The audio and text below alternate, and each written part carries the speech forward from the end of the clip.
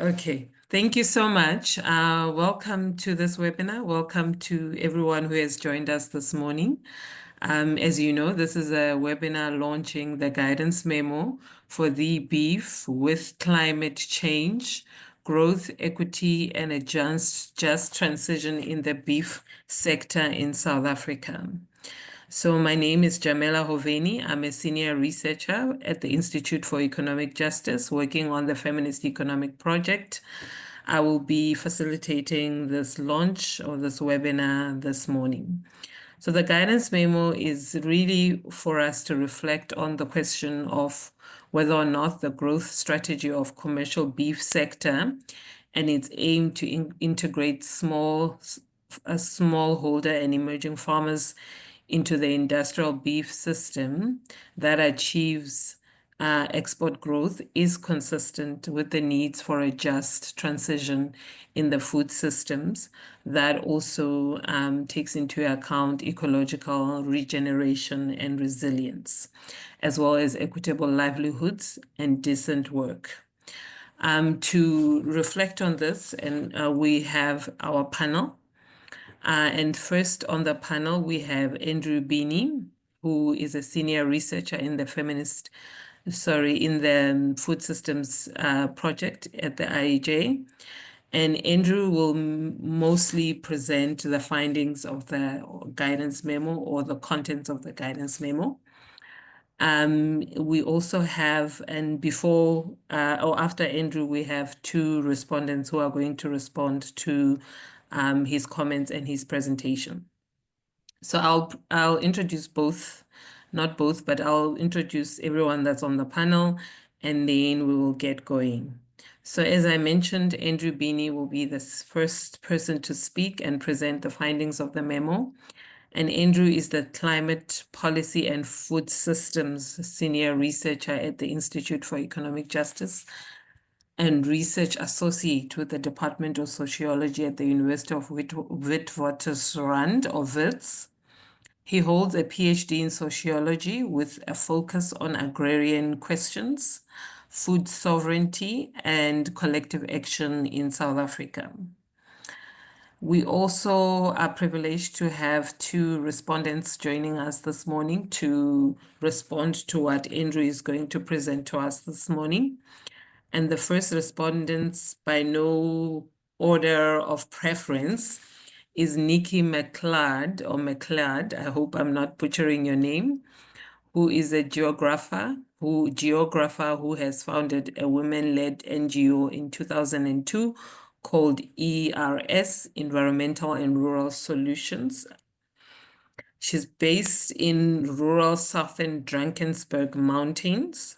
Nikki and a friend, co-director Sisi Matela, received the WWF Living Award in 2019 in recognition of their passionate work towards finding harmony between the people and nature in communal landscapes.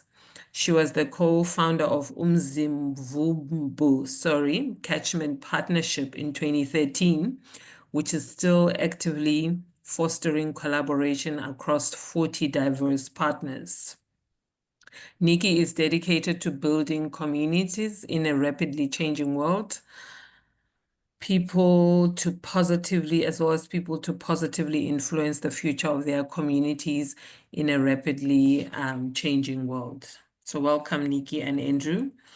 The second respondent is Mpumelelo Sati, who is a South African regenerative, grazing, and competitiveness expert. He is a researcher writing and advising on everything from rotational grazing, livestock husbandry, strategy and marketing, to mentoring, supply chain, and climate mitigation. His passion is collaborative landscape design to improve the quality of life for Eastern Cape small-scale livestock farmers and the places that they call home. So that is, those are the people on our panel. Welcome, guys. Andrew will now present to us the findings of the guidance memo, and thereafter we will open up to our panelists for comment. Andrew, it's your time now. You can present your slides. Thank you. Thanks, Jamila, and morning, everyone, and thank you for being here. Looking forward to sharing a bit more with you the guidance memo and to discussion with you. So I'm just getting something out of the way here. So yeah, as Jamila mentioned, this webinar is to launch the guidance memo, the beef with climate change, growth, equity, and a just transition in the beef sector in South Africa. And it's essentially looking at the planned growth of the beef industry in South Africa and what it means for just transition in terms of ecological regeneration and resilience, livelihoods and decent work, and the right to food. Just before I get into, I'll try and, it's quite a challenge to sort of pack everything in the guidance memo into 20 minutes. So I hope I do it justice. But just to also give a few acknowledgements before I jump into it. So firstly, just to acknowledge Andrew Bauman, the co-author of and co-researcher of the guidance memo, who unfortunately couldn't be here today. Secondly, also to the Eastern Cape Agricultural Research Project, who we partnered with on a lot of the research around this project, especially on in terms of workers on commercial beef farms, research with workers. Also to acknowledge the Tiny Beam Fund for the support that they gave to the research and production of this guidance memo, and to support work on critical approaches to understanding industrial animal farming, and especially in terms of looking at solutions in terms of more sustainable and ethical animal food systems and food systems in general. And then lastly, also just to acknowledge and say thank you to Mpumi and Nikki, our two discussants, for making the time to be here, to engage with the guidance memo, and to share with us their work on the ground. I think it's really great to have them in terms of people who are really doing the work on the ground, in terms of trying to bridge justice, sustainability, livelihoods, and ecological health in relation to cattle. Okay, so essentially the guidance memo is looking at beef, hence the beef with climate change. And why we decided to look at beef was, number one, at the global level, beef is known to have the highest climate footprint in the food system. So about 99 kilograms of carbon dioxide equivalent per kilogram of meat produced, which is way ahead of any of the other GHG emissions per food that come after it, in terms of other meat products, but then also other sorts of food products, especially plant-based foods. It also has a host of other environmental impacts around land use change, around water and air pollution and so on. And so it's become a big topic of debate and global discussions around the role of addressing growing meat consumption and production, and its importance in being able to address the climate crisis and stick to within the Paris Agreement of 1.5 degrees Celsius above pre-industrial levels.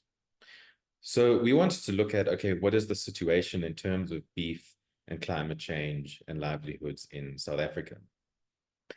And an important part to note is that the beef production system in South Africa can largely be labeled as an industrial system. And there's also a strategy by the red meat industry to grow the beef sector in South Africa. So to increase production by about 35% by 2030.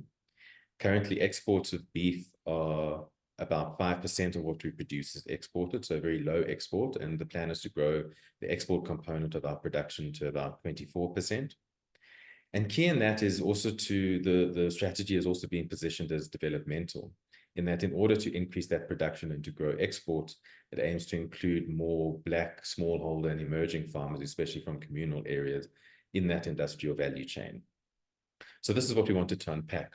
What does this red meat industry growth strategy to grow the industrial beef system mean for a just transition in the food system, into a just transition in terms of environmental sustainability and resilience, achieving decent work and equitable livelihoods, as well as contributing to the right to food and nutrition. So in terms of how the guidance memo is structured, it looks then to unpack this. It looks at, well, what is the economics of the beef sector? If we're wanting to look at whether, number one, the growth strategy is able to or sufficient in in broad-scale inclusion of smallholder farmers as a development strategy, and what are the economics of the system that we're talking about. But then, given the economics of that system, it moves into looking at what then actually are the challenges of smallholder inclusion into these commercial meat value chains. Given those challenges and those dynamics, it then pairs it with, okay, how does this interact with ecological and climate dimensions of the beef sector in South Africa, given that beef production is such a prominent part of climate discussions and debate at the moment. It then unpacks possible solutions, given the issues identified in the previous sections, and it then makes key actionable recommendations for the South African context to help shift things towards a just transition in the cattle and beef sector. Okay, so I'm just going to give a quick run through of cattle in the economy and livelihoods. So the slaughter of cows and calves is a major component of agriculture in South Africa. It represents about 11% of agricultural production value, which is the second biggest single proportion of value in the agricultural sector after poultry. And about 560,000 households own cattle in South Africa. That's between a very small portion of large-scale commercial households owning cattle, and the remainder being smallholder, medium, and emerging farmers. So it plays a livelihood role for, if we think of an average household of about 4 people, at least 4 people, we can say it plays a direct livelihood role for at least 2 million people. It also occupies a very prominent role in diet in South Africa. So about the annual per capita consumption or beef available for consumption in South Africa is 18 kilograms, which is very high in international terms. The average for upper middle income countries is about 11 kilograms per year. We're at 18 kilograms per year, which is closer to high income countries. The system is also characterized by a high degree of dualism and inequality, and largely racialized inequality between the large scale kind of industrial commercial beef sector supplying feedlots for intensive production. So yeah, on the one hand, we have that large scale industrial system, and that's, the figures vary, but it's anywhere between 20 and 30,000 commercial livestock farmers. And most of that beef goes into intensive production systems. So even though it's cattle are on grazing land first on farms, their production is quite intense in terms of medicine application, supplementary feeds, and so on, and it's quite high input. It then usually goes from there to feedlots, which are the most intensive form of production, where animals are gathered in quite tight quarters in large concentrated feeding operations. And about 75% of the beef consumed in South Africa has gone through a feedlot. So they're major market outlets for anyone farming cattle for commercial purposes. That commercial system also provides a significant number of jobs. So about 100,000 jobs on commercial red meat farms, and then many thousands more downstream in processing, abattoirs, butcheries, and so on. But also in that commercial sector, especially on farms, conditions of labor exploitation are quite high. So the labor markets are characterized as secondary and segmented. So secondary in that they're generally low quality labor markets, considered low skill, low wage, poor chances of skills upgrading, low bargaining power in relation to employers, and so on. And so they're also low wage and a lot to be desired in terms of working conditions. The other part of that dualism, and obviously it's not completely disconnected, they're quite closely connected in many ways, is the smallholder sector, which many characterize as, instead of beef production, cattle production, because they serve a wider purpose than just the singular production of beef for profit, but have a multifunctional role in people's livelihoods, especially in the context of multiple livelihood strategies, in the context of poverty and the social reproduction crisis that prevails in South Africa, and especially in rural areas. And smallholders have about 40 to 50% of the national cattle herd. And so it's in this context that this industry plans, as I mentioned, for growth largely through exports. So part of that export strategy is that the demand for beef in South Africa is largely stagnant at the moment. And that's because of low incomes linked to poverty and inequality in South Africa. but also because of cheaper proteins available like chicken. So chicken consumption has increased in the last couple of decades a lot faster than beef consumption, which has largely been stagnant. And so it's combined with the economic pressures in the industry, high input costs and relatively stagnant market prices for beef. They're seen as a need to maintain the sustainability of the industry, the need to grow through exports, given that there's little possibility for growth through domestic consumption. But there's also, and as I said, part of that growth is to incorporate more smallholder farms to supply the feedstock, the input, the cattle into the system. So part of the tensions and challenges with trying to integrate many smallholder farmers as a broad-scale inclusion or development strategy through these commercial methods is that smallholder production is often embedded in particular social relations. And so it's often not just a simple commodity, which also poses challenges and barriers to smallholders being able to commercialize in the sense that the commercial system demands. Within that smallholder system, there's also complex routes to market. So often, because of the varying role that cattle plays in especially poorer rural people's lives, when they do sell cattle, it's often to a range of different market outlets that suit them and their needs at a particular time. Part of the challenge for incorporating more smallholders into the commercial industrial system on an equitable basis also speaks to the industry concentration that we've been seeing in the commercial beef sector. So what I mentioned earlier was that across the system is characterized by high cost pressures for inputs, including especially feed like maize and soya, but also veterinary costs and so on, medicine and all that. Then also stagnant market prices. And because of that, those thin economic margins, there's been increasing industry concentration. So according to the Competition Commission, in the last 10 years, about 56% of large-scale commercial beef farmers have dropped out of the industry.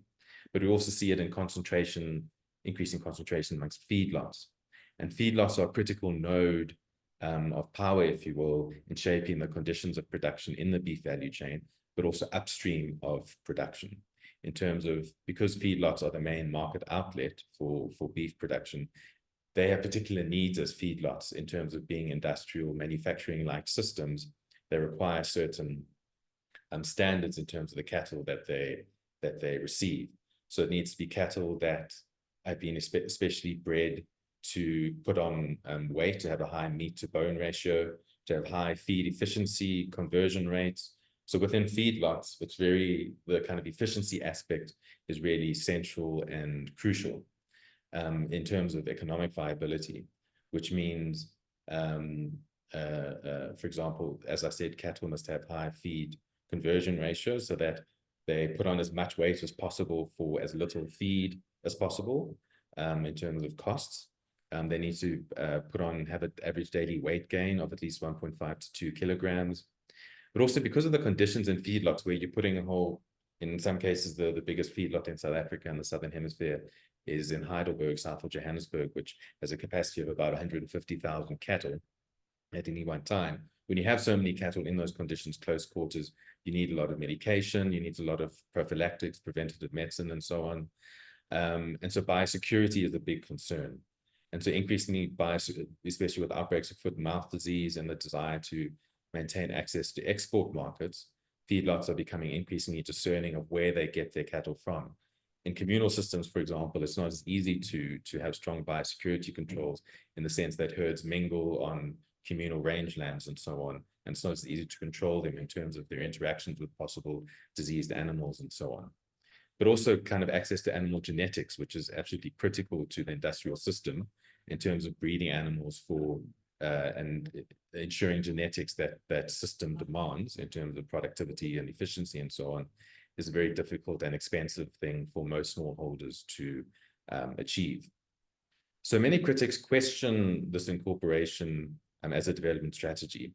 Number one, even if successful on its own terms, can it actually go beyond integrating a smaller layer of better off and more commercialized smallholder farmers? But even if it does, what are the impacts on the social and technical conditions of production in communal areas, for example, on smallholder farmers, in terms of, for example, elite capture of resources, in terms of how even where farmers may commercialize, that can actually lead to increased precarity, debts, increased costs, and so on. And so some have called that adverse incorporation. So at the moment, it seems that we weren't able to find evidence that the strategy is able to incorporate on an equitable basis, never mind the ecological questions, which we'll turn to now, a broad swath of smallholder farmers. And so there's big questions about that strategy in terms of a just transition. So if we turn then to the climate and ecological dimensions of beef production in South Africa. Sorry, Jamela, how much time do I have left? 5 minutes, Andrew. I put it in the chat. Oh, wow. Okay. Sorry. Let me try and pull out the main strands here. So cattle contribute to climate change mainly, especially in South Africa, mainly through their manure and enteric fermentation, where they release methane from their process of digestion.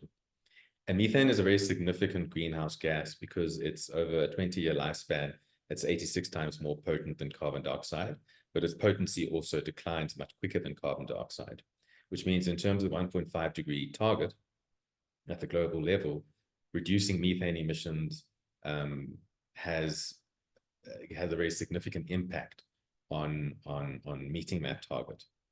Because you reduce methane, it has an impact within a shorter time frame than reducing carbon dioxide does. So in the South African context, available figures in terms of emissions from cattle show that the lowest emission intensity are actually from cattle in feedlot. And this is also a general finding at the global level. And that cattle in extensive systems have higher emissions intensities, and that they're higher in communal extensive systems than in commercial extensive systems for a number of factors, which for time I won't go into here. And so because of this, the beef industry argues that it acknowledges climate change and the role of cattle in contributing to climate change, but that can be addressed through intensified inefficiencies. So the climate change question is used as a rationale for further intensifying production through the feedlot system. And that means essentially efficiency is seen as reducing the amount of carbon dioxide produced per kilogram of meat. So what then are some of the ecological challenges with growing this industry and positioning its growth as a means to improving the lives of more smallholder farmers? There's a number of ecological problems with it. One is that the emissions factors used to show that intensive has lower emissions than extensive is based on particular methods. So there's a tiers method, which works out for particular production systems what the emissions intensity per animal are, and then it aggregates it to find out what the overall emissions for the country are. But that's been questioned in terms of how it's been shown in many contexts that that method, even if intensive systems have slightly lower emissions than extensive, they aren't as low as had previously been predicted through the tiers method. And that through more direct measurements, such through satellites, through other techniques that directly measure methane from a particular feedlot, for example, a particular farm, might show that those emissions are higher. So the point is that there needs to be greater verification of the figures that we have on emissions in South Africa. But there's also a possibility that even if intensive can reduce emissions a bit, that the overall growth of output stimulates lower prices, more output, and more demand, which then overall outweighs the emission savings that might happen through intensified production. That's known as the Jevons paradox. Again, there's no evidence that that won't happen in the South African context. But also when it comes to this industrial system, we need to look at it systemically. We can't only look at emissions. If we look only at emissions, then yes, we might say, yes, growing this intensive sector is the answer. But if we look more holistically at a lot of other angles, the question becomes a lot more complex. So that includes indirect emissions from, for example, the production of feed for feedlots. There's massive animal welfare questions in intensive industrial feedlots. There's human health consequences like antimicrobial resistance as a result of all the prophylactics and growth promoters that cattle in feedlots are pumped with. And there's also water and air pollution issues associated with concentrated feeding operations. But then at the same time, in addition to questions about whether this growth strategy really can lead to more equitable forms of inclusion and development, climate change itself and its impact on cattle may intensify agrarian inequality, both between large-scale commercial farmers and between commercial farmers and smallholder farmers. So the answer then is, does regenerative, the question, one of the questions is, does regenerative grazing then help with mitigation in terms of its ability to mitigate the emissions from beef production through sequestration and healthy grasslands? And part of what the guidance memo goes into here is to say that regenerative grazing is a good thing. But it's a different question to say that we can continue with growth of beef production and consumption without addressing equity issues and hoping that regenerative grazing will solve for potential growth in emissions. And the science back that up to say that it's not clear that just open-ended growth of beef production can always be mopped up by regenerative grazing practices. But also at the same time, in terms of the argument of looking beyond only emissions, if you look at it from a climate justice perspective, and if we say that most emissions intensity from cattle in extensive systems are higher than intensive, those cattle belong to some of the poorest households in South Africa, who even with their cattle have some of the lowest emissions in the country, even with their cattle. So that opens up the question to which I think Mpumi and Nikki will talk more about, which is the need to, within a climate justice perspective, look at what role those cattle can be playing in a more holistic approach that links supporting livelihoods with ecological regeneration, healthy landscapes, and the right to food. So given what the guidance memo explores, what are the possible elements to an equitable and sustainable food system? So if we break it down into different dimensions, there's an ecological dimension, which we would say there's a need to look towards what does a fully regenerative system from production to consumption look like? So what does a system that works with nature rather than fighting nature look like? But also that then means what are the ecologically viable levels of production and consumption that aren't set at the level of economic priorities for growth, but rather that are set at the level of what levels of production and consumption are needed to ensure the right to food, healthy diets for everyone, a healthy landscape, and equitable livelihoods. That also means addressing inequalities in consumption. There's also an important social dimension, which is to say that a system that can contribute to a just transition would need to address the structure of labor markets in order to improve wages and working conditions. It would need to look at redistributive issues around land to expand the rangeland commons so that there's more land with which to do the sort of work that Mpumi and Nikki do. So it links to the work that they do, and I'll stop there in terms of them getting onto it later. And then there's also the economic dimension. So I think what we found in the guidance memo is that, as we said, a lot of the impetus for this growth is not necessarily nutritional or ecological or social needs, but the economic dynamics behind what's making the industry very difficult for commercial farmers, for smallholder farmers, and so on. So there's also a need to look at what economics behind the systems needs to change in order to create a stronger basis for achieving those economic, ecological, and social dimensions. But also what kind of economic interventions are needed to ensure that one is able to transform the system to a more regenerative one, including appropriate production and consumption levels, while at the same time protecting incomes of farmers, improving wages and working conditions, and improving the livelihoods of smallholder farmers. So I'm on to the last slide here, Jamila. So those are sort of longer term kind of statements of where the system could go in terms of a just transition and being more just and sustainable. But there's questions then of, well, what now? What in the immediate term? And so we decided to focus the recommendations on much more immediate steps that would be needed in order to work towards those objectives that I presented on the previous slide. The one is that one of the things we noticed and at times struggled with in doing the guidance memo was the incomplete nature of data and evidence.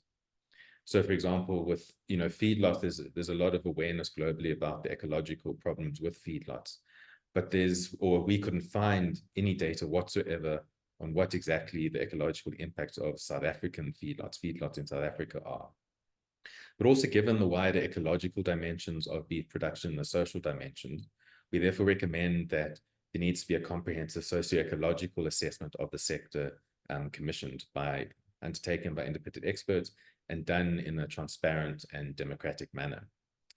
The second is, given what I was saying about the economics of the beef sector, that it seems it's the prevailing economics of the sector poses an important challenge to broad-scale equitable livelihoods and ecological integrity. And so there needs to be a study on what are the economics of the beef sector and what could the economic levers be in order to create a stronger foundation for a better ecological and social system. The third recommendation is, given the lack of evidence, is to support the growth of a wider knowledge base. That means not just increasing data and evidence, but also the kind of knowledge that exists on the system. At the moment, a lot of research on the livestock system in South African beef system is funded by the industry and adopts very conventional assumptions. And so there's a need also to support research at the university level, at the agricultural college level, that looks into more agroecological approaches, for example, so that come from a wider set of perspectives, paradigms, epistemologies, and so on, which would enrich how we think about the issue in South Africa and provide a better basis for action as well, beyond what currently predominates, which is much more of a technicist paradigm in approaching these questions. The fourth recommendation of the guidance memo is the importance of initiating a process of conversation and dialogue on a sustainable and equitable beef sector. So I think at a national level, the beef issue has become a big issue at the global level, but at the national level, there's still a lot of need for dialogue and conversation amongst multiple actors and stakeholders around the issues of the sector and what a more sustainable and just sector could be and how to get there. The fifth recommendation is largely targeted at civil society in terms of saying there's kind of many different initiatives happening with a lot of different knowledge embedded in those initiatives, like what hopefully we'll learn more about from Mpumi and Nikki.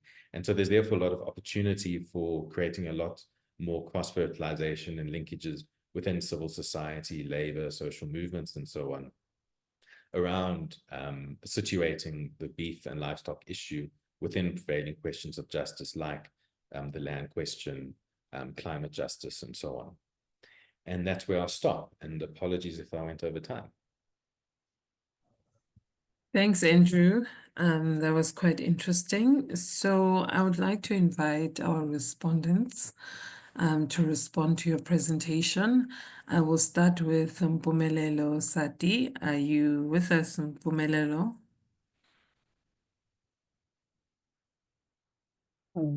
Yes, I'm here. Okay, over to you.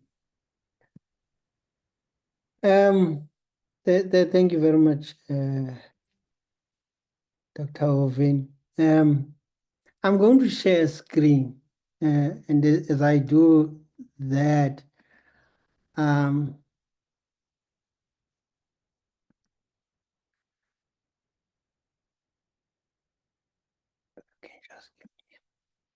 can you see my screen? Yes, we can. Okay, my name is Mpumelelo. I grew up in a farm in the Eastern Cape, and as I grew older, I noticed, that democracy is not an even thing, which means, that people are being left out of the system deliberately or otherwise. So, how do we shift ourselves towards building communities instead of being driven by individualism, as we do?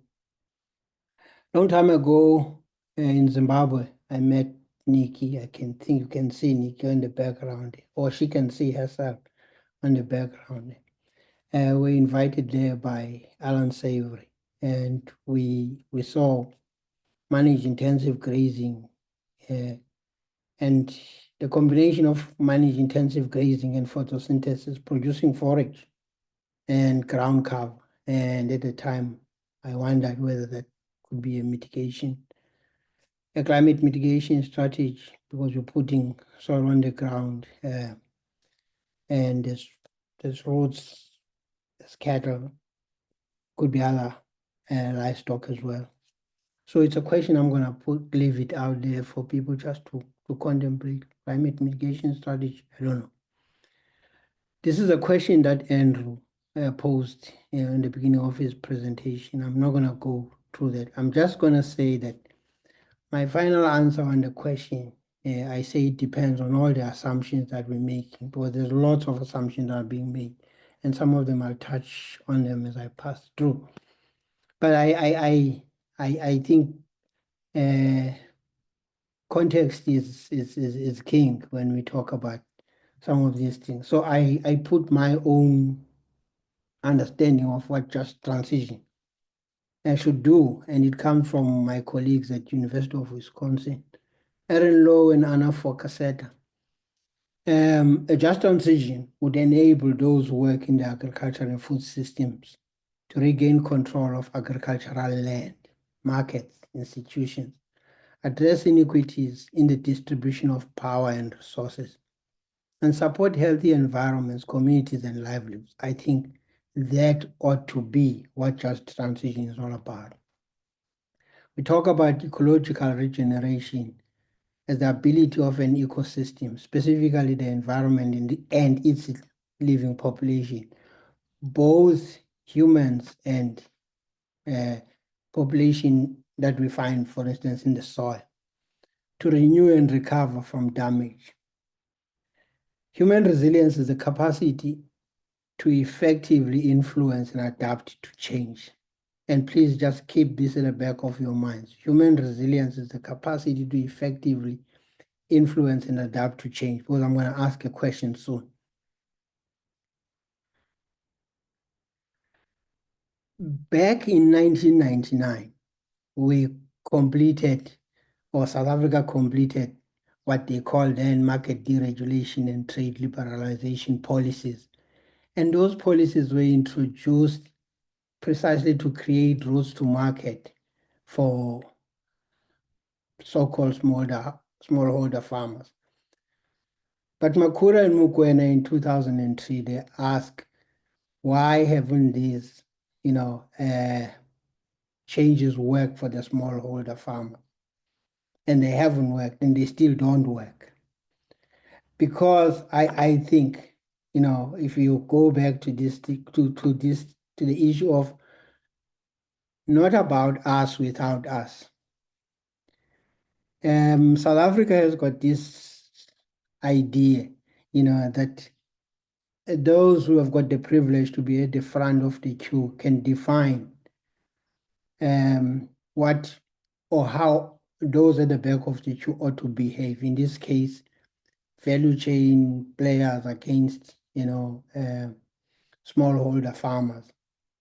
So in 1999, we conclude these processes, but these things, they actually don't work. And here's the thing that worries me a great deal. The excesses of industrial development have led many environmentalists to the conclusion that they must save the planet against climate change and many other things. As a protest movement, I think this is a museum science, as a friend of mine, Gary, puts it. As a protest movement, this museum science approach to climate change has been both necessary and effective in raising public awareness of the dangers that industrial meat production poses to the environment. But as a long-term policy, it will not work, and for a simple reason. By defining themselves as a reaction to the excesses of industrial meat production, climate activists enter the game on the terms of the factory meat industry. Long ago, and this is true, you can go back to the history of South Africa about how smallholder farmers get to farm in the former homelands. Long time ago, the apartheid-style development of the plutocratic South African agricultural sector separated conventional agriculture. And I worry about conventional agriculture. That's why I put it in bracket, in inverted commas, because we use a lot of social constructs, and it is these social constructs that create this idea of othering. And as long as we do that, we never build a community that is inclusive of everybody in the industry. So a long time ago, the apartheid style development of the plutocratic South African agricultural sector separated conventional agriculture from the black farmers with the specific aim of exploiting the latter for the benefit of the former. That is a recorded history of this country. Strangely, if you look at local environmentalists and climate change activists, they accept the separation with the aim of protecting nature, not so much the black farmers. They want to protect nature from human and industrial exploitation. So this creates this fundamental flaw that save the planet and conquer nature are flip sides of the same fundamental flaw. And that fundamental flaw is this notion of commodification, centralization, and industrialization of food to the detriment of small-scale farming in general. I do research as leisure, as well as I do it, for my PhD studies. And luckily, I've got witnesses on this because I saw people on the chat room. I ask livestock farmers of the Buffalo City Municipal Ward 32, about 60 people. What does resilience mean to them as livestock farmers? And when I distill the responses, these are three things that really, floated to the top. Capacity to address the changing ecological conditions due to overgrazing. And overgrazing in that part of the world is caused by animals grazing closer to home, because of all the other things. There's a loss of topsoil. There's an uncontrolled encroachment of undesirable vegetation. One particular thing in that part of the world is something called unwele, which is basically taking over the grazing areas. Those farmers told me, we need to find ways to deal with the use of both arable lands and rangelands, which is the veld basically in that part of the world. Because people are using the land for homestead. How do we deal with the government perceptions of both the veld in those communal communities and also how the government sees black livestock farming community? There's a big problem with the inability of black livestock farmers to farm their livestock for prosperity. And I'm very specific on prosperity because the people that I spoke to, I use this definition that is coming up, you'll see. Because, and I'm sorry to go back to over 30 years ago, because under apartheid, black farmers could only sell animals through agents. And those agents are not concentrated in where the farming actually happens. They go there if they do, to buy livestock at the wrong time of the year and cheaper prices. So you can't build prosperity on those bases. There's somebody somewhere on this webinar who's actually watching this because this is their home. This is a village of Lapesin, near Kakadu. The people call it Lady Frank. This land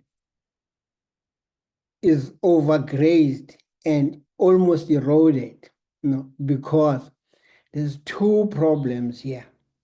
Animals, as I said, the sheep in this particular case, they graze closer to the homesteads as opposed to, the gentleman that I'm talking about who's listening in, when he was a kid. He's 72, 73 years old now. When he was a kid, his father farmed sheep here, and the sheep were headed, sometimes up to the mountain. Certain areas were given time to rest. That is not happening because here there's no infrastructure. The second issue that we're seeing is this thing that is on the red list of SANBI.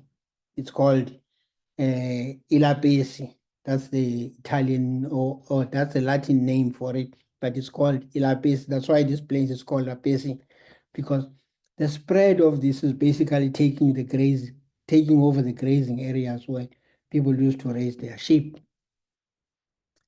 Let's go back to that question that I raised about prosperity. Andrew alluded to how small-scale farmers use their livestock for many things, not just to sell to the market, because prosperity is the ability of an individual or a group to provide shelter, nutrition, and other material goods that enable people to live a good life according to their own definition.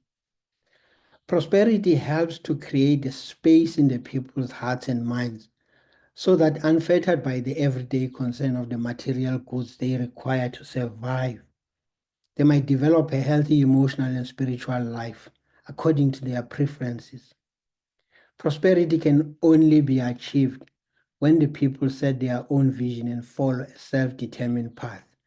And part of that, in this particular instance, is to have people being consulted when things affect, how they live their lives. And also to understand prosperity from the perspective of, I sell a cow because I need to take my children to school. If the only thing that we're thinking about is we're producing a calf or an old cow that we're supposed to sell to a distant market, there's a problem that requires that we have these dialogues of solidarities, which I think that's the one thing that is missing when we talk about the master plan. We talk maybe specifically about one thing. I produce animals and I sell the animals to the market. But what about the rest of the stuff? And this is the stuff. This is my lifestyle. So, me personally, I struggle to see the master plan as having multiple functions. Building the capacity of those farmers who live in these rural areas, not only to raise livestock, but to be able to protect the environment in which they raise those livestock. It's called people and place. Growing food for food security, increasing incomes, creating social equity. There are a lot of women, for instance, in the Eastern Cape who own livestock, but nobody ever talks about how do we integrate these people to the system, because we've created a social construct called smallholder farmers. And that smallholder farmers, it groups everybody. What about the agriculture of the middle farmers who are not big as, the commercial farmers, but who are also not subsistence farmers? So how do we deepen education so that children who live in these places can actually be able to acquire the skills to look after, their communities, their fathers and their mothers, their livestock? How do we build social ties so that we're not doing this othering of people? One side you've got people who call themselves commercial farmers, and on the other you've got people who are called smallholder farmers. You just have farmers who farm livestock for the benefit of everybody, including our environment. Apartheid created isolation. The places where smallholder farmers in South Africa find themselves was created by a system, and that system caused isolation. So how do we overcome this isolation? And part of overcoming isolation, folks, is how do we not talk over people and pretend that we know what they're going through when we don't live in those places? So we need to enhance our environmental well-being. I just showed you a slide of overgrazing, where so much topsoil. Funny enough, the reverend somewhere on this webinar knows that you can put 3 or 4 people on top of each other in those holes that I showed. And yet in the early 1900s, that was solid ground. So how do we promote human resilience?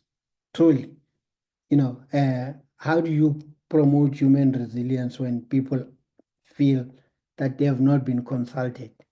So how do we change the perceptions that I talked about, the perceptions of how people look at smallholder farming, as well as do what everybody wants, which is increasing production through sustainable intensification and an agroecological approach to food production?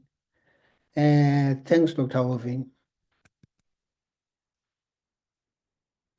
Thank you. Thanks so much, Mpumelelo. That was quite short and punchy. So I would like to invite Nikki to come in to also respond to Andrew's presentation. Nikki, are you there?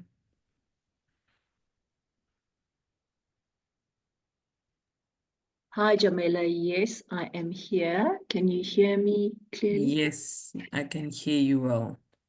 Thank you. Mpumi, Mhlekazi, you are a hard act to follow. That was amazing, amazing context. Thank you.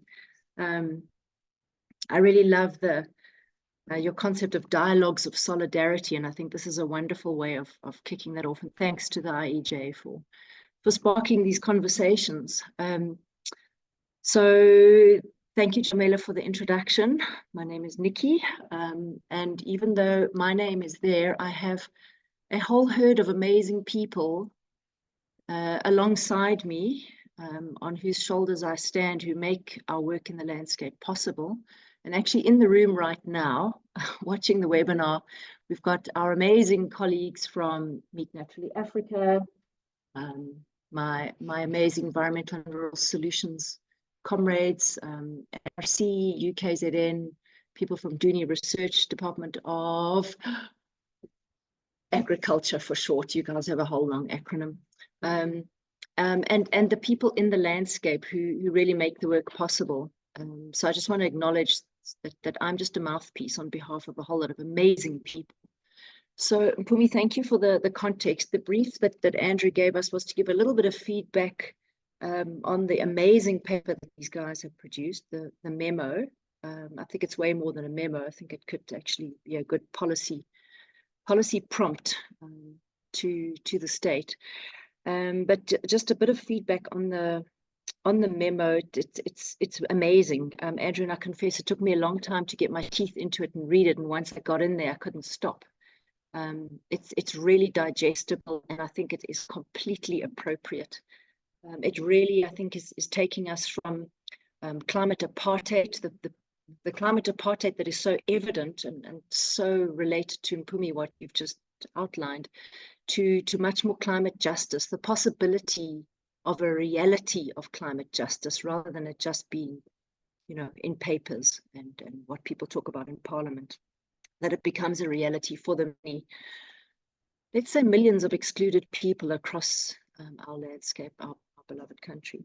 So just two little recommendations to throw into your amazing 5 recommendations at the end, both the Andrews, would be particularly in the first recommendation to really focus on the water balance elements. And there was an amazing paper produced by a bunch of, believe it or not, chemical engineers from UCT that spoke about the water balance between why beef is so bad. And they never looked at any felt-raised, free-range beef production. They only looked at feedlots, and they looked at the water footprint in different geographies across the country. And if you look at where beef production is concentrated, it's often in areas that are not in water source areas, so they depend on other areas. So I think the water balance is really important, because we've had day zeros in 2 of our cities so far. Things are changing and we don't know how they're going to change. We're all crying about floods at the moment, but next week we'll be wailing about hot weather and no rain. So I think water is really important, as well as the inclusivity and the diversity of that inclusivity. Can you guys still hear me? I am our power just died this side. I'm on my laptop. Can you still hear me? Yes, Can we we get- can. Great, sorry. My comrades can no longer see the screen. Sorry. I'll show it to you guys later. So yeah, and the bundled nature of rural livelihoods. What is prosperity? I think Pumi's closing slide just was brilliant, because we so often talk about bread lines and quality of life, and bread lines are not a realistic indicator of how well people are doing. So there's so many elements to this. You know, the fact that the erosion of governance has actually led to the erosion of our landscapes. It's not just about a technical or physical erosion. It's that people's lives and well-being and self-esteem have been eroded, and that has led to what we see in the landscape, which is a really negative feedback loop back to those livelihoods in those broken societies. So just a little bit before I use up all my time about what we do. And when I say we, it's all the amazing people that we, as a little NGO, Environmental and Rural Solutions, or ERS for short, which is based in Matatiele in the Northeastern Cape, you know, what we do and who we work with. So our vision is healthy, resilient landscapes that support secure rural livelihoods. And we're a band of currently 16 people. Sometimes we have 200 amazing people working in the landscape on land care, or working for projects, or building springs. But we are 16 as our NGO, but as partners under the Umzimvubu Catchment Partnership, we are really able to do a whole lot more. So the Umzimvubu Partnership was founded in 2013. And I think we have 35 plus partners signed on to an MOU, and people keep coming back for more meetings, which is amazing. So they must be getting something out of the collaboration. And a really great acknowledgement that we are in the process of setting up is that this landscape is going to become one of the pilot mega living landscapes under Sandpark's Vision 2040, which is really exciting for us, moving away from this kind of fortress conservation and Pumi, that sort of protect nature at all costs approach, to more of a really a living landscape where people in and around those protected areas really benefit from what is going on in that landscape. It's not just about nature conservation or keep the grass on the soil. It's about all the mechanisms for keeping the grass on the soil and feeding people justly. I'm going to try and move screens. Sorry if it is taking a long time, but my screen is a little bit naughty in the background. Can you see my next map projected? Yes, we can. Okay, great. So for people who know the northeastern corner of the Eastern Cape, that we live on the watershed with Lesotho, our amazing neighbors, and this forms two strategic water source areas. The mishmash that you can see on the screen reflects a lot of what's going on in the landscape, which is pretty intensive. Sorry, we're just moving around so that we can see maps because our power in Matat just died, which is not unusual. The pink is alien invasion.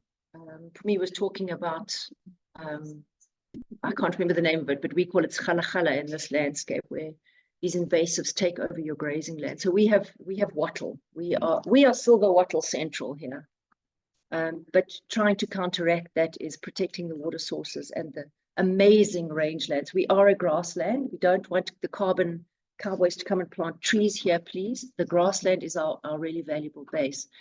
And if you look at that picture, that is a composite of the work done by different partners in the landscape. It's got the ERS logo on it because that's kind of our work, but we also work very closely with the partners who I mentioned. And it's not just about beef production. It's about, you know, holistic, inclusive work in the landscape. And why this? Because we have challenges, you know, the culmination of decades of colonial separatist development, we are still paying for now. You know, people say, we're 30 years out of apartheid. We're still paying for that legacy now, and there's still so much to undo. So our immediate footprint as the Umzimvubu Partnership is about 2 million square kilometers. It's the beautiful Umzimvubu catchment. It goes out of Port St. John's, from the mountains to Port St. John's. So we are in the southern Drakensberg. We're about 2 million people.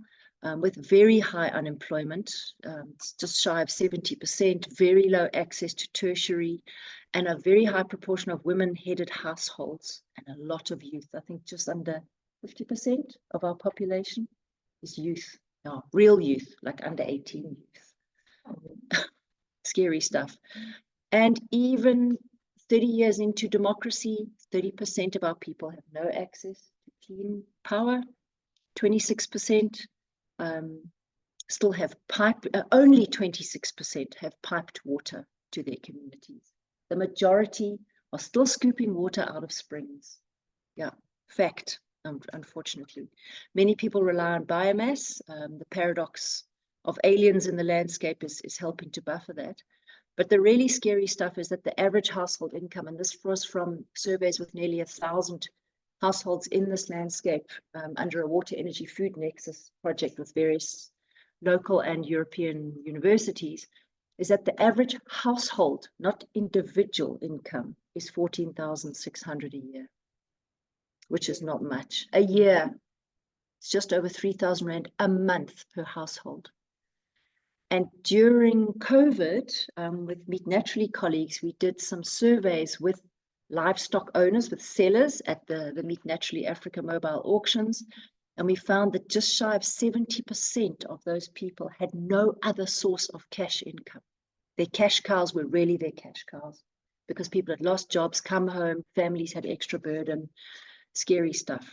So the point I'm trying to make is that we have this quite scary context in which the duality of livestock keeping is placed. And I think context is king, as Mpumi said, is absolutely essential. Just to give a little bit more context of the area where we are working, we did a survey with a lot of older people in the catchment, and I am an older person too, so this is said in a sense of great reverence, not disrespect for older people, in terms of the climate change observations that they have made over the last, 50, 60 years of their lives.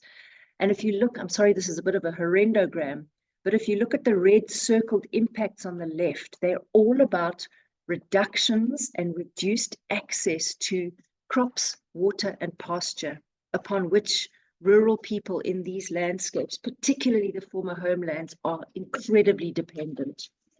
Reduced soil quality, reduced availability of wild foods, increased fire incidents, increased livestock mortality. All of this has massive impacts on the well-being, the welfare, the prosperity of the rural people across the landscape. So the Matut area, Northeastern Cape, is very much a snapshot of other rural areas, particularly the former homelands.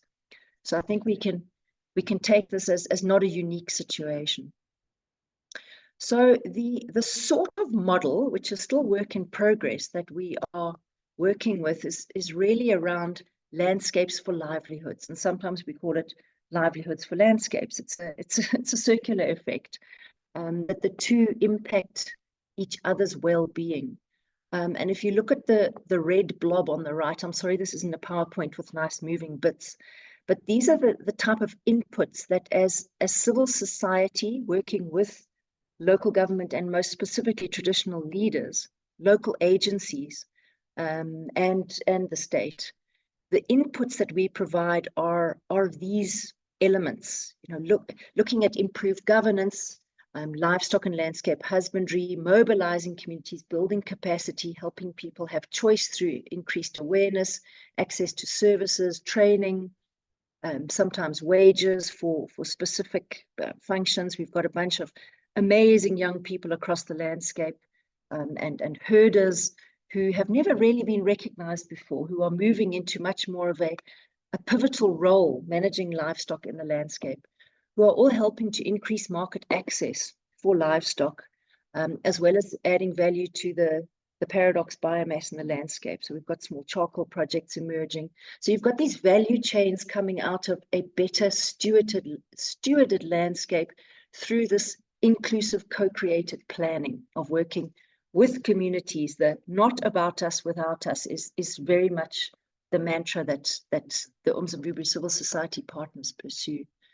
So if we can provide these inputs sustainably, the red circle, we can have a more productive landscape and household returns, which are a variety of returns. It's a bundle of benefits. It's not just about selling livestock. It's not just about beef. And I think, Andrew, you guys make this point really clearly in the memo and in the paper about this broader impact. Like, what is prosperity? It's not just about this growth at all costs of the beef sector. And I think, as Mpumi, your last slide alluded to with that growth strategy, we need to look much more broadly than just exporting red meat and making money out of red meat. Because I don't know if people remember, there was a children's book called The Lorax by Dr. Seuss when we were kids. And they were talking about biggering and biggering. We're figuring on biggering. And that's kind of what we're doing. We're only talking about biggering rather than bettering across a more diverse landscape. So our approach really, where we're integrating landscapes and livelihoods in a very equitable way, rather than one over the other, nature conservation at the expense of people. That is not what we pursue. Ours is very much a more equitable approach, and it makes it challenging. Things are not easy to pursue. Equity is not an easy pursuit. But if we're looking at improved rural livelihoods and equity and good landscape stewardship, the two are mutually reinforcing. If people are doing better, if there is more well-being and prosperity, there's an incentive to better steward, and the two actually reinforce each other. So this is kind of a snapshot on the way the Umzimvubu partners are working. And the key tools, if we focus in on the kind of beef production and the big output from these rangelands, is that it's about co-creation, and it's about relationships. It's not about export and markets and dollars and bottom lines. It's about that very much triple bottom line plus, what does prosperity really mean? It's a much broader basket of benefits. So we work very closely with traditional authorities, local government, state departments, civil society, and the residents. And when we say the residents, it's not just about farmers. It's not just about livestock owning residents. It's about non-livestock owning rangeland stakeholders and users. So one of the very successful what would we say, mechanisms that we use is something called conservation agreements, which is it's a broad model, which is essentially a negotiated agreement between rangeland associations, and I say that consciously, not grazing associations, rangeland associations and support agencies, which hold the two parties accountable for agreed compliance, doing or not doing something. So it's resulted in bringing back a lot more of the traditional indigenous management in a landscape, which requires governance. And as we said earlier, the erosion of governance has led to the breakdown in how society uses the commons. The tragedy of the commons is a real thing.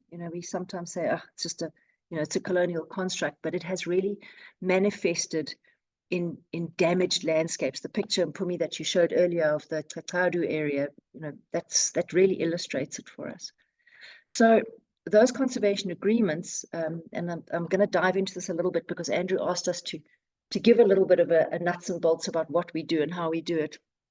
It's very much based on incentives which are provided or withheld for non-compliance. It's very important that sanctions are also active. It's not about just, we're going to keep on giving people stuff. We are putting power in the hands of the rangeland associations through enabling them to co-create these conservation agreements and be part of managing them and benefiting from them. So every year they are renegotiated. They don't just get plonked on as a blanket every season. So some of the incentives which are really proving to be valuable are things like the mobile sharing and cattle auctions, which Meet Naturally Africa and their offshoot, Fleece Naturally, are very much driving and trying to turn it into a social enterprise rather than a kind of ongoing grant recipient dependence on donor funding. And I think that figure is incorrect. I think just in this landscape, it's something like 42 million, the turnover. Yeah, it's been... Yours is bigger beyond this. I'm talking about the Umzimvubu landscape. Paravet training, subsidized, excuse the spelling, vaccinations. We were talking earlier with the ARC and departmental colleagues around the fact that civil society in this area is largely doing the job that the extension services should be doing, because the extension services are not cohesive. They're not consulting civil society. They're not talking to people on the ground. They're doing stuff for people without people being part of deciding on what that stuff should be. And I say stuff in a broad implementing sense. Some of the other incentives which are really panning out well are fire safety training, supplying tools, making fire breaks, bringing back fire protection associations, protecting springs, that horrible statistic that we spoke about earlier, where we are, rather than going to get megabucks and contractors to come and spend years putting in pumps that require Eskom and diesel, we work with the systems that people are already using, collecting from springs and protecting them from livestock, protecting them from waste, and helping people really have World Health Organization access to water, those standards, which is, I think, within 1,000 meters, 20 liters per person per day within 1,000 meters of home. Faiz, you probably know that better than me. Alien plant clearing, big thing. I'm not going to harp on about that. We know how infestation is destroying our rangelands. A really cool thing that's just emerged is access to smart nappies. We all cry about disposable nappies in the landscape. Animals are eating them. Animals are suffering. The beef industry is going to suffer unless we do something about it. So there's a really great project that's emerged from that. Climate smart agriculture, food security, food production at household level, helping farmers with brand registration, sheep tattooing, vaccinations for African horse sickness. Climate change has resulted in lumpy skin disease and horse sickness, and issues that we've never seen here before. But these extended wet and hot seasons are bringing in new diseases, and we have to respond to them. Not even respond, be proactive. Ecotourism partnerships. We have magnificent landscapes, and a lot of the communities we're working with are very interested in how do we bring people into our landscape. We don't have the big five, we don't have fancy game lodges, but we have real life, incredible experience in these stunning watersheds of the mountains. Think Southern Drakensberg on steroids. It's really beautiful here. Enabling and mentoring local youth agency has been a really important a mechanism that we've managed to integrate into the landscape. We're still learning daily, but literally young people form this extension army. And I think we learn as much from them as we send out in terms of awareness and sharing.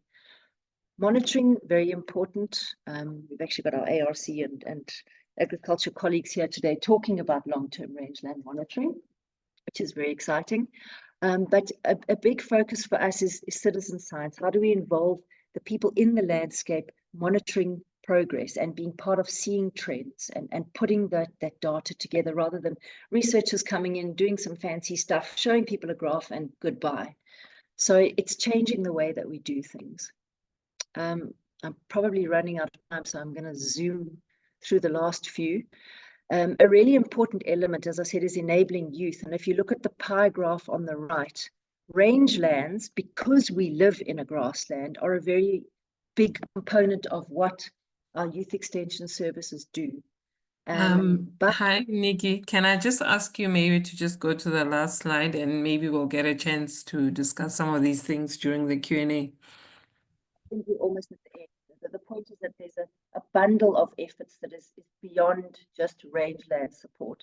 And I just want to highlight this circle where in our rangeland associations, 32% of the members are non-livestock owners. They are traditional healers, thatch collectors, aspirant farmers, big growth in women and youth participation, which is in response to this kind of inclusive approach. This is the last slide, I promise. The impacts of rangeland stewardship, we can share this with people afterwards, but it's really starting to talk about broader prosperity rather than beef production. So that is my story.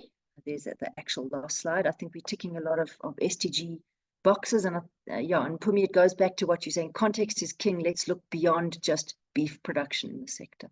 So thank you. Sorry, Jamila, for going over time. That's my story, and a whole lot more if anyone wants to ever come and visit us. You're always Thank you welcome. so much. You have such nice slides, and I must say I was also quite curious, but hopefully we will get another chance for you to present this to us because it seems quite interesting. Okay, so I will invite Andrew maybe to just comment on your presentations, yours and Bomelelo's, and then we'll go into the Q&A. Yeah, thanks, Jamila, and thanks very much, Mpumi and Nikki, for fantastic inputs.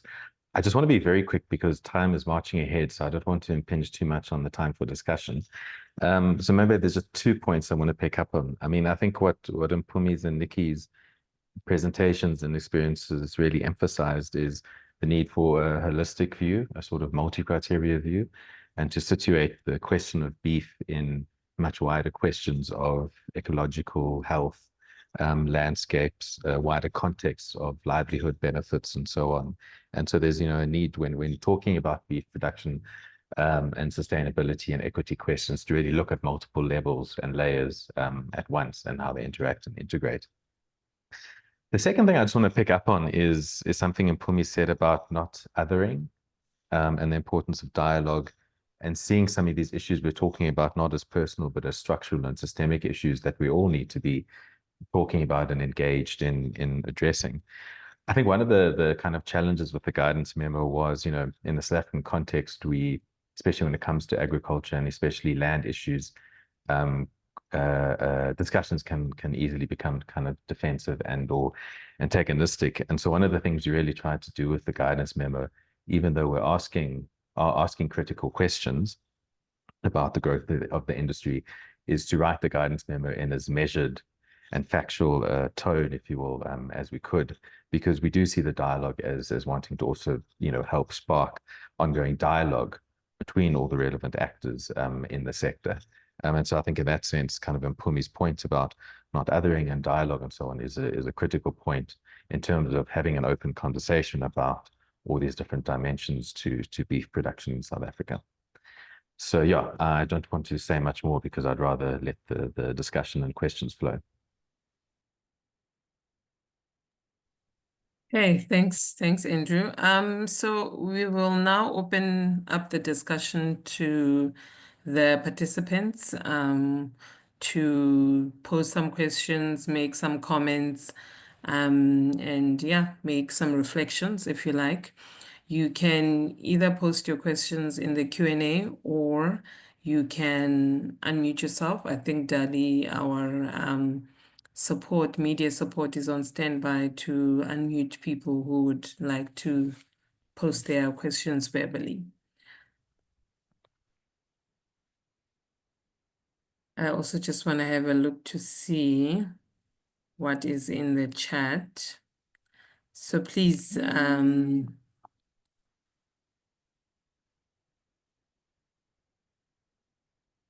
So Jamila, just to say, maybe I think if people raise their hands, that if they want to speak, that will also allow Dali to see who to unmute. okay.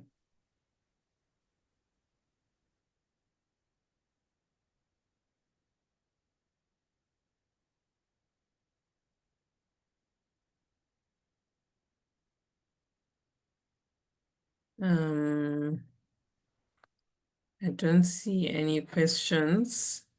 I don't know if, oh yes, there are some. Let me just see what people are saying. Okay, we have a question from Vanessa Farr, which says, Nikki, is there any work on reducing cooking burdens?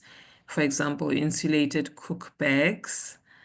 And then I think it's 2 questions from Vanessa. And the other question says, along with smart nappies, is there thinking about menstrual hygiene products?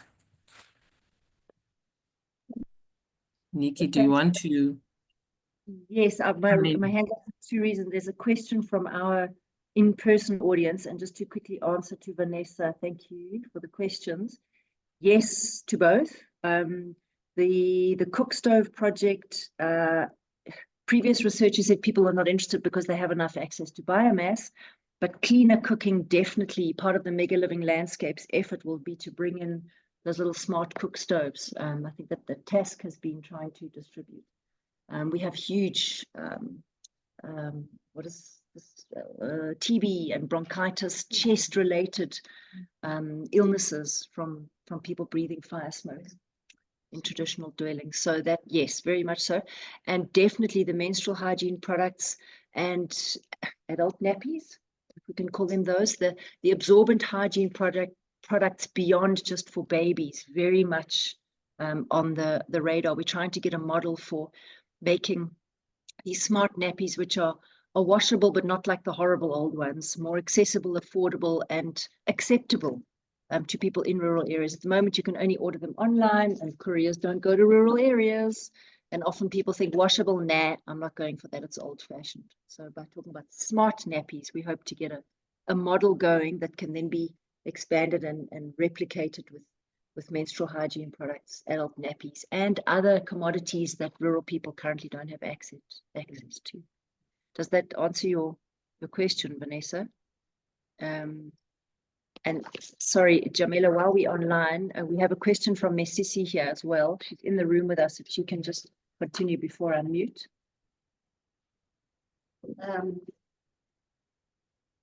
Can you hear me? Yes. Okay. Yes. Yeah, what I wanted to ask is related to Andrew's presentation earlier regarding the emissions from cattle. Do you have a split anywhere as to how much cattle that are raised and grazed in the natural grassland, very low density, how much they contribute versus cattle that are raised, are stall fed and where land has been transformed in order to produce food for them?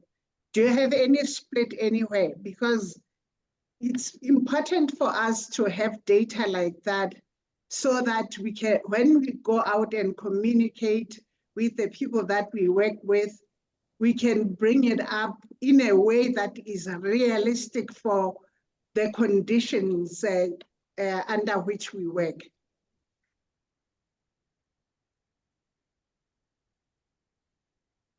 Andrew, do you want to?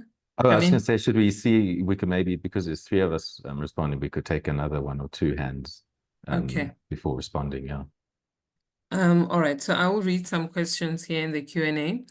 It says, thank you for this informative webinar. As I understand, Andrew, there is a move to increase export of meat by 24%. Will this include long-distance export of live animals by sea, or will it be in the form of meat? And then let me also take the next one. I wanted to ask if there's any recommendations about which intervention or project the speakers think should be implemented by an organization to mitigate the continuation or rise of factory farms in South Africa.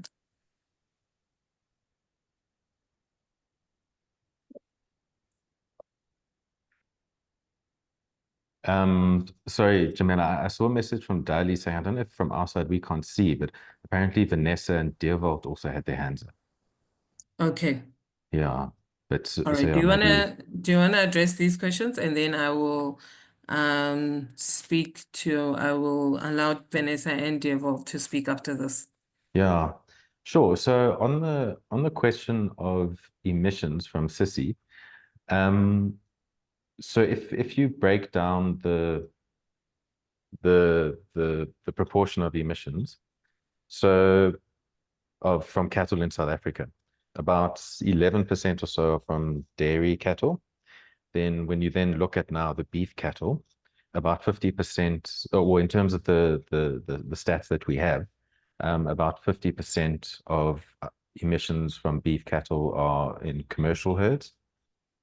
About 36% of emissions are from beef cattle on communal land and land reform farms. And then about 2.5% are from cattle in feedlots. So as I was saying earlier, at least the stats we have, per animal, those cattle in communal systems have higher emissions. And that's due to a number of factors, because they generally aren't fed specialized feed. They have to walk longer distances for grazing and water and so on, and so consume more grass, and so there's more digestion and enteric fermentation taking place and so on. And whereas in, for example, in intensive systems like feedlots, there's a whole lot of interventions undertaken to reduce that enteric fermentation related to the fact that the cattle move around a lot less, but also the kinds of feeds they're given and additives and so on to also suppress the production of methane. But as I was saying, though, and as Mpumi and Nikki also made the point that we also, even if we say that cattle on communal lands have the highest emissions, we also need to situate them in relation to people's livelihoods, and that it's also a climate justice question. So it's not necessarily the case that, for example, cattle in communal land need to be the main target for emissions reduction.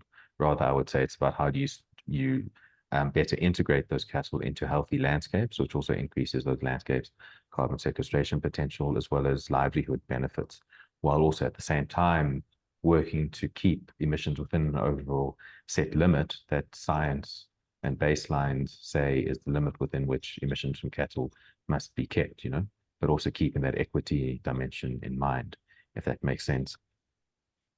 The issue of live export. So I know, I mean, there's especially the big controversy with that ship that was stuck in Cape Town a few months ago. And as I understand, I think that was mostly goats and sheep, was it, or were cattle on it? I can't remember. So I'm not 100% sure about whether this more export means more export of live animals. But as I understand, most of it is or would already be slaughtered animals. But I think Deerbolt Ulifi, I hope I'm not putting you on the spot, but I might be able to also answer that question better if you, but no pressure. So I don't think it necessarily means a massive increase in the export of live animals. On factory farming, I mean, I think that's the question is, there's many, as Nikki and Mpumi showed, but also as many other farmers and initiatives and associations are doing. And there's a lot of work happening on linking cattle raising to landscape health and water health and so on. So I think part of thinking about if people don't want more factory farms, then we do need more research, development, investment, and consumer action around where people would prefer to have their meat come from, if that's for more regenerative land-based systems, for example. Yeah, so let me stop there for now. Okay. All right. Is Deerbolt online?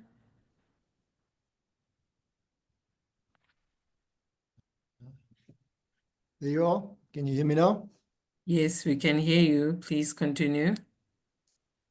Perfect. Maybe just to the last question, just myself, I'm the CEO and Executive Director of a company called Red Meat Industry Service. And that strategy that this all is based on is the Red Meat strategy, and is done. I was part of that study. So it falls squarely to today's discussion on my table. I think there's a few let's say, additional information that was not necessarily taken into consideration. But I would like to invite Andrew and whoever to have a discussion with us so that we can show you a lot of the stuff that you're already talking about, we are doing. And we understand the whole environmental impact and to a great extent what we have to do. A lot of the answers, I don't think I should give all the answers on this platform, but I can tell you we can have maybe, and I would like to invite you to have a discussion with us so that we can tell you what we are doing, and it's not all doom and gloom. Just on the last comment, Andrew, I think I want to say that you need to weigh and bring food security into this. Our president had at the last midterm budget speech a great discussion with regards to food security. We see that there's hunger in South Africa. We need to weigh this up and ensure that we've got food security within South Africa. Because to just say that we want to change from a, let's call it then a feedlotting perspective to natural grazing, we must remember, and we said it, that we're a naturally or a dry, inherently dry country. So, which means that we will produce less beef, which means that it will become more expensive. And to a great extent, we must understand that we consume 100% of what we produce from a beef perspective and lamb for that matter. We only export 4%, and I think your stats also show that, which means that it's going to create a food security problem, in my opinion. Be that as it may, I would like to invite you and have a discussion with you on what we're currently doing. Just some comments with regards to smallholder farmers. We call it new era or future commercial farmers. Some of the discussions in Tate and Twadi, which we also saw, was that some guys do not want to become commercial farmers or mid-sized farmers. They want to remain subsistence farmers, and they want to just keep 3 or 4 or 5 cattle, or 1 or 2. So I think there's a lot of socioeconomic issues that we need to take into consideration. And this is a little bit of a, to a great extent, a conundrum. I'd like to challenge some of the figures with regards to the informal or the smallholder farmers, as it was called, or the new era farmers, as we call it, and how many of their cattle are in our commercial value chain. Because I think it's a lot more. We can show that it's a lot more than what we initially thought. I know that the Eastern Cape obviously is a massive source of cattle for the South African industry. And we're launching a traceability program because everything at this stage is currently just speculation, because we don't have a traceability system that can show it. And we're launching our traceability system on the 1st of November this year, which will start and create value from farm level right through the value chain. And then we could start making decisions. And you're rightly in your comment, Andrew, to say that we haven't got a lot of data. Maybe you don't have it. I think we sit with a lot of data, which I'm willing to share if we can have a discussion about it. But that's from me. Thank you. Okay, thank you very much. I think that was quite interesting. I don't know, Andrew or Nikki or Melelo, if you want to comment on Vanessa. what you said. Yeah. Sorry, Vanessa. Oh, you mean Vanessa's question? Can Yes. you comment on what Dewald was saying first, then we'll come back to Vanessa.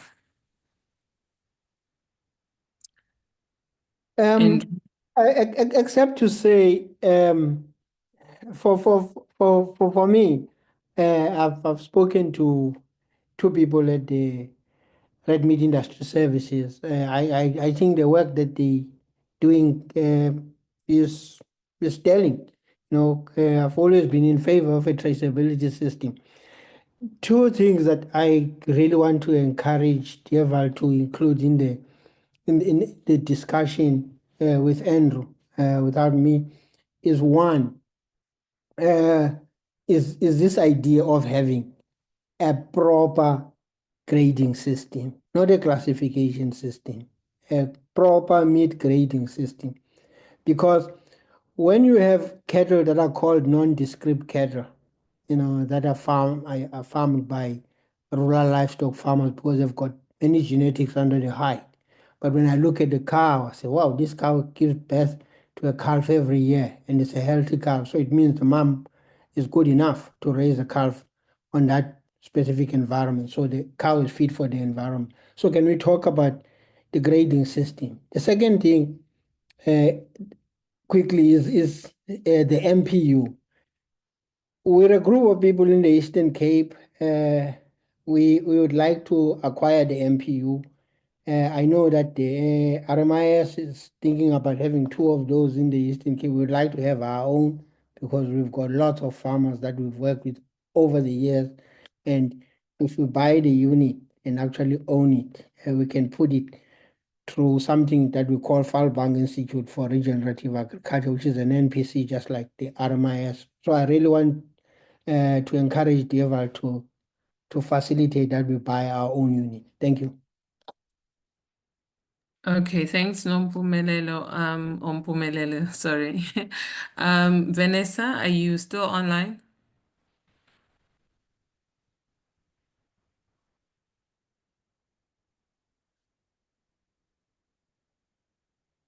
Hello, Vanessa.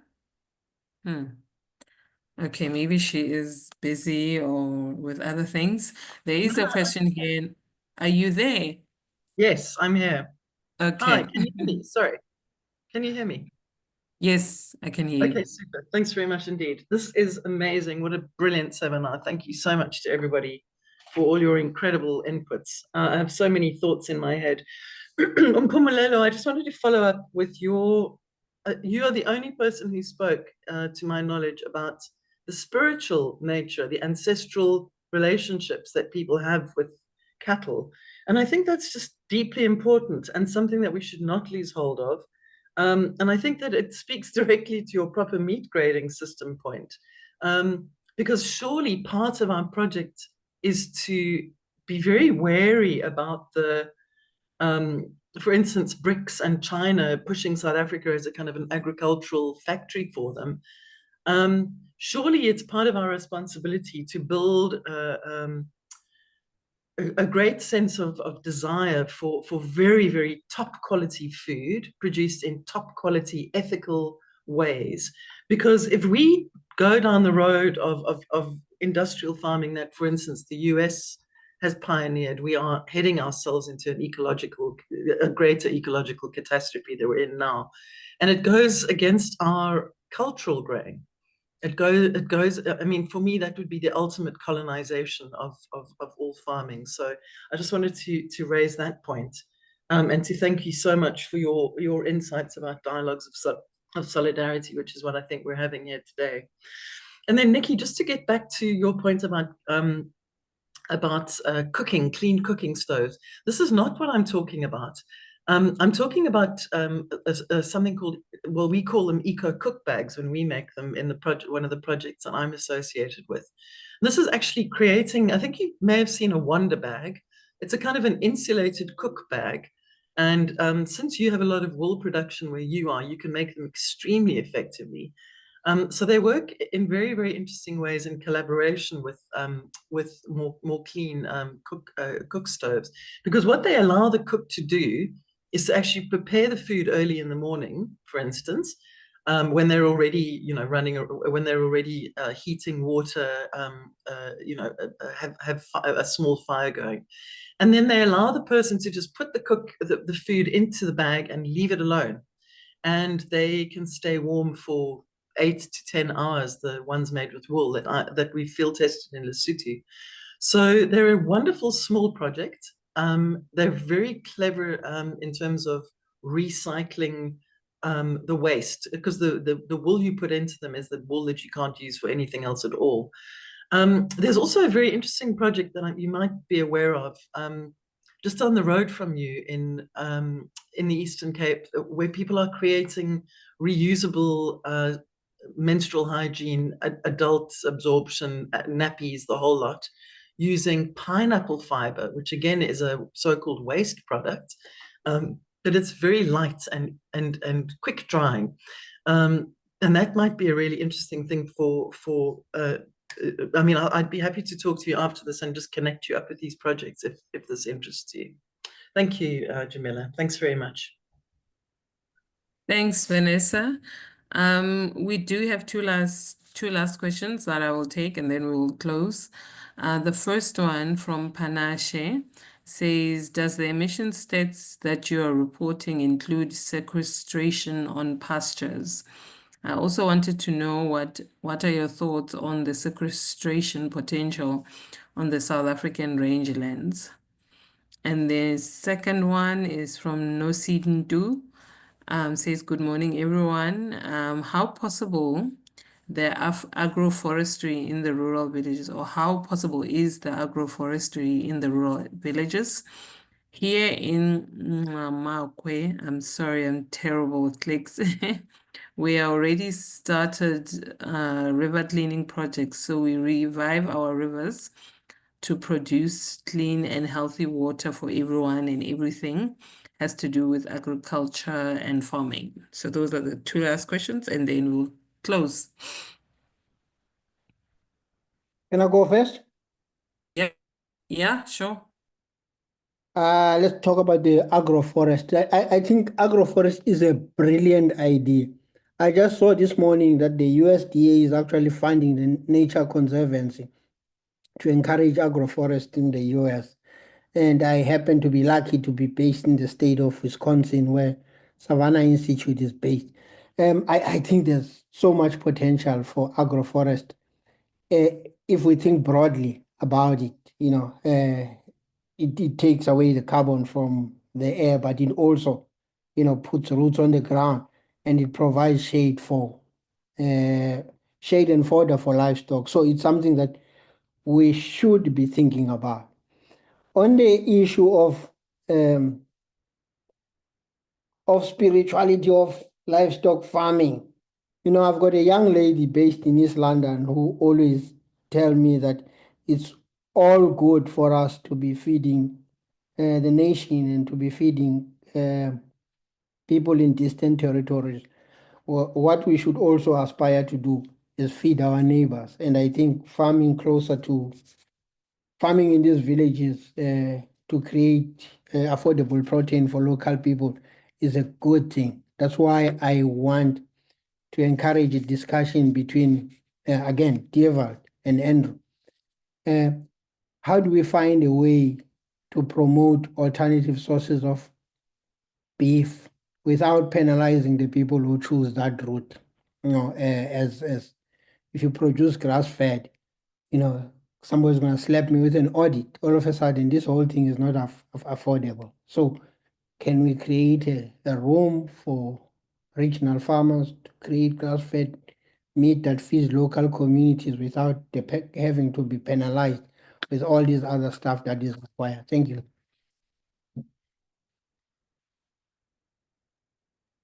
Okay, then there was the question on emissions. So yeah, I'd like to respond to that and a couple of others, but I know Nikki's had a hand up for a while. So can Nikki go, and then can I come after Nikki? It wasn't Okay, me. Nikki, is it your previous hand? I thought it was a previous hand. It's another hand. There's a whole gang sitting there with me. That's the generic hand of the group. Yeah. What I wanted to say is that when we look at cattle in the rural South African communal context, let's please not just look at them as meat, because that's not what they are. They are all kinds of things, lobola, school fees, all kinds of things. And, their presence in our communities is not just to make money. It's a much stronger relationship than that. And if we are talking about all of these things, let's pay special attention to that, because we have come out of a situation presently where people were seriously struggling to keep their cattle. They wanted to, but they were struggling. Now we are at a place where people are able to feed their animals. People are able to diversify, the basket of offerings as far as the cattle are concerned. And it's very important for us. I don't have the goal to go out there and tell the rural communities that I work with that cattle are bad for our environment. I'm an environmental scientist, by the way. So can we, as we continue to shape this narrative, can we find ways of communicating this effectively and making sure that we don't put a burden on our rural communities, especially the ones that are just coming out of that place where communities were so depressed and all they had were these scrawny, poor cattle.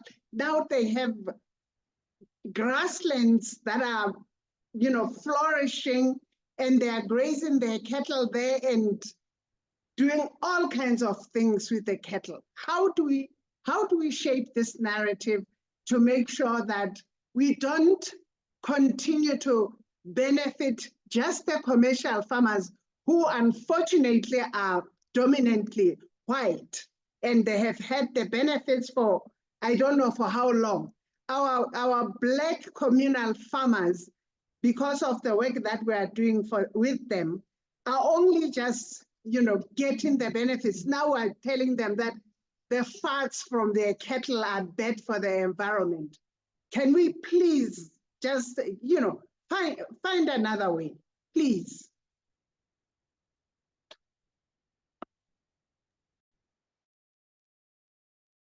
Can I come in here, Jamila? Hi, Andrew. Yeah, sure. Yeah. I'm just multitasking. Okay, sorry. I'll make my final points in response to some of the questions raised.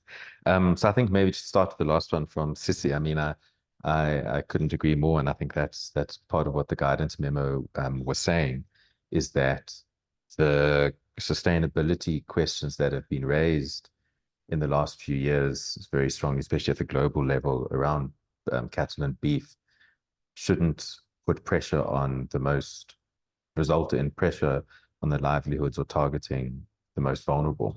And I think a lot of people have been making this argument, not just in South Africa, but Ian Schoon's looking at, pastoral communities all over the world and so on, making that essentially the same argument as you, Sissy.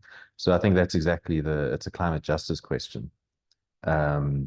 Yes, we have sustainability questions, but what's the distribution of burden and benefits in addressing the sustainability questions that come up?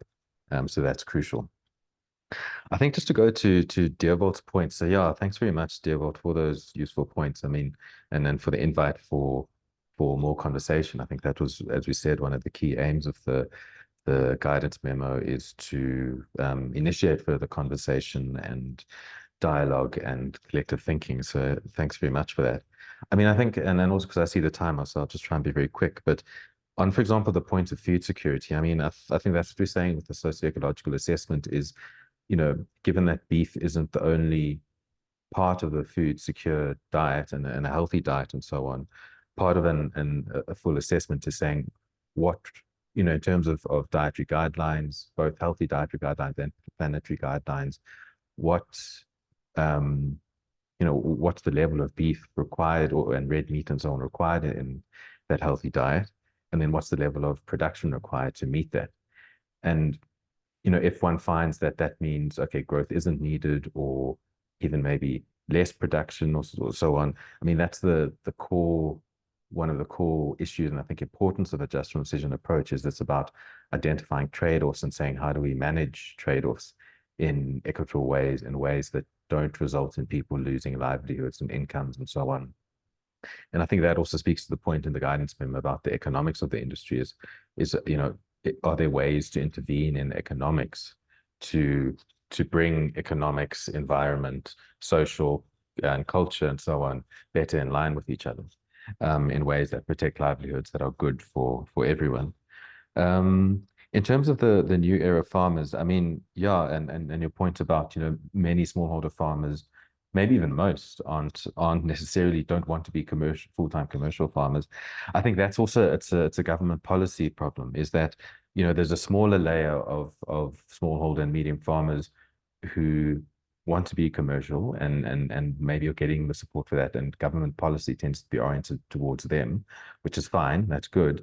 But it's still, government policy is still leaving out a whole swath of smallholder farmers who need different kinds of support. It might not be solely for commercialization, but rather the more multiple support in the multiple functions that livestock serve. And I think that was the usefulness of Nikki and Mpumi's presentations, especially, is showing the whole layer of farmers that are there that need a much more integrated support.